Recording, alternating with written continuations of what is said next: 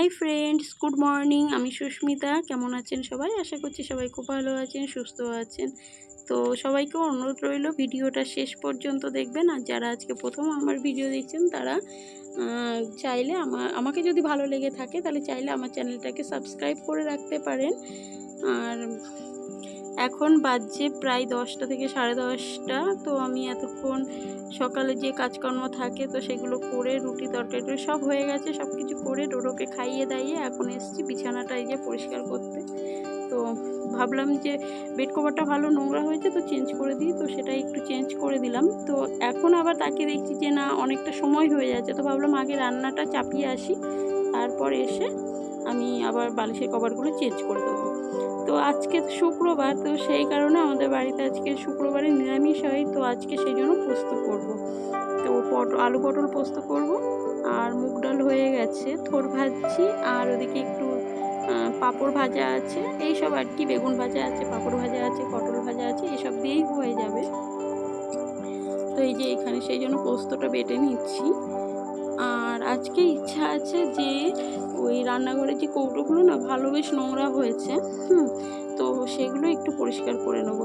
কি বলুন তো, এই গরম, তারপরে যে মিস্ত্রিরা একভাবে বাড়িতে কাজ করছে, তো রান্নাঘরের কৌটোগুলো না কিছুতে পরিষ্কার করা হচ্ছে না। আর রান্নাঘরে এই গরমে থাকাও সম্ভব হচ্ছে না বেশিক্ষণ, তো সেই জন্য আর পরিষ্কার করা হচ্ছিল না। তো আজকে ভাবলাম পরিষ্কার করে নেবো।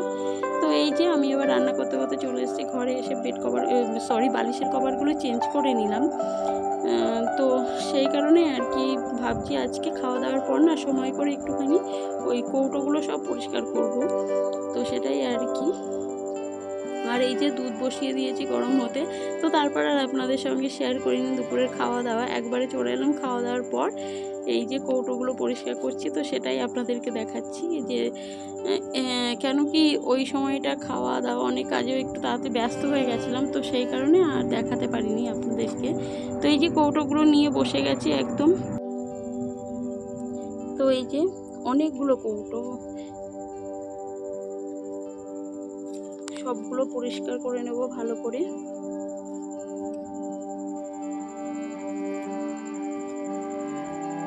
আর এই ব্রাশ দিয়ে পরিষ্কার করলে কি হয়, এই যে ঢাকনার যে খাঁজগুলো এইগুলো বেশ ভালো পরিষ্কার হয়ে যায়। তো আমি একটা নতুন ব্রাশ নিয়ে নিয়েছি, আর এটা দিয়ে আমি এই কৌটোগুলোই পরিষ্কার করি।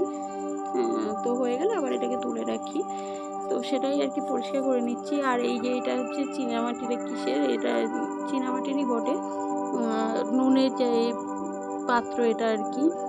এটা হচ্ছে শুক্রবার নিরামিষের দিন এটার থেকে নুনটা নেওয়া হয়।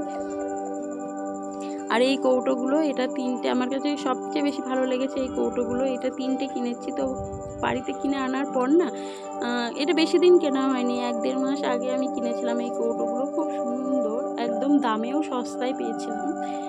7 টাকা করে না 10 টাকা করে পিস ছিল, এত সুন্দর কৌটোগুলো।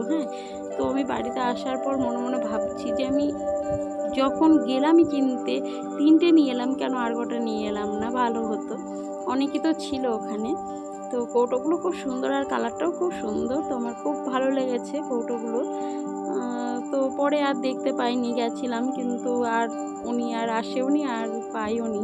আর এই যে কিছু কিছু কৌটো না, ওর মধ্যে মশলা আছে। এটাতে যেমন আছে হচ্ছে তিল, সাদা তিল, তার মধ্যে এই যে এটাতে সর্ষে ছিল, তো ওটা ঢেলে সামান্য ছিল, ওটা ফেলে দিয়ে এখানে আমি হচ্ছে এটা পরিষ্কার করে নিচ্ছি। আর এই যে কাচের যে শিশিগুলো দেখছেন, এই শিশিগুলো না আমার তেলের শিশির সঙ্গে নিয়েছিলাম আমি।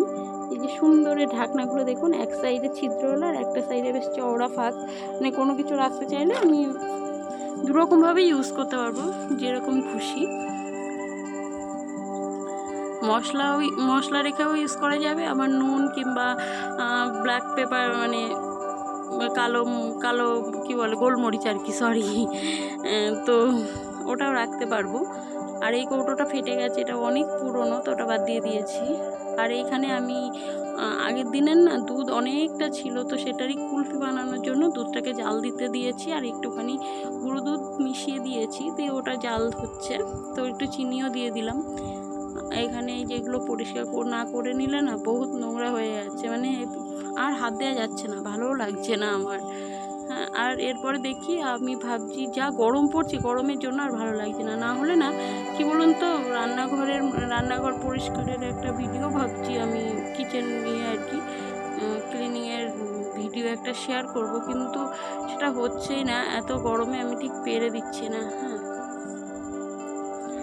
আর এই যে এটা হচ্ছে দুধের কৌটো, এটাকেও পরিষ্কার করে নিলাম। দুধ দিতে গিয়ে দেখছি যে গুঁড়ো দুধ আর কি দিচ্ছিলাম, তো দিতে গিয়ে দেখছি কৌটোর ঢাকনাটা বেশ ভালো নোংরা হয়েছে, তো ভাবলাম পরিষ্কার যখন করছি করেই নিই। আর এই দেখুন, এটাতে বেসন রাখা ছিল। হ্যাঁ, এটা হচ্ছে কফির কৌটো, এটাতে বেসন রাখা ছিল। আর শাশুড়ি কী করেছে, এটা এটার মধ্যেই আবার বিউলির ডাল রেখে দিয়েছে। তখন থাক, যে কদিন ওটা মানে শেষ হয়ে যাক, তারপরে আবার পরে পরিষ্কার করে নেবো, এই আর কি।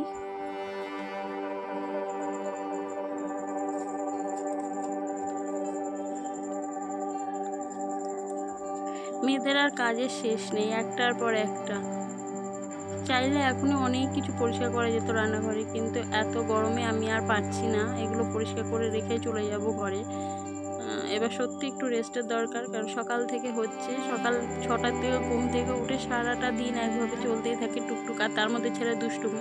কাজের থেকে বেশি ছেলেকে সহ্য করতে হয়, আর তার মধ্যে এই গরমে গরমের ছুটিতেও চলছে, তো সারাদিন বাড়িতে থাকে, সারাদিন দুষ্টুমি। আমি পুরো মানে কি বলবো, ওর পিছনে বকতে বকতে আমি পুরো ক্লান্ত হয়ে যাই। হ্যাঁ, তবু ওর দুষ্টুমি কমে না। তো এই যে আমার কৌটোগুলো সব পরিষ্কার করা কমপ্লিট। এবার আমি ঘরে যাব, আর ভিডিওটা বেশি বড় করব না, এখানে প্রায় শেষ করব। তো চলুন দেখিয়ে দিই আমি কি কি পরিষ্কার করলাম, কোন কোন কৌটোগুলো। তো এটা ঢাকনাটা একটু নোংরা নোংরা ছিল, তো আবার পরিষ্কার করে নিলাম। আর এই যে এগুলো সব পরিষ্কার করে নিয়েছি। এখানে জ্যামের কৌটো আছে কিছু, আর এটার মধ্যে জিরে গুঁড়ো আছে, তো আমি ওটাও পরিষ্কার করে নিয়েছি।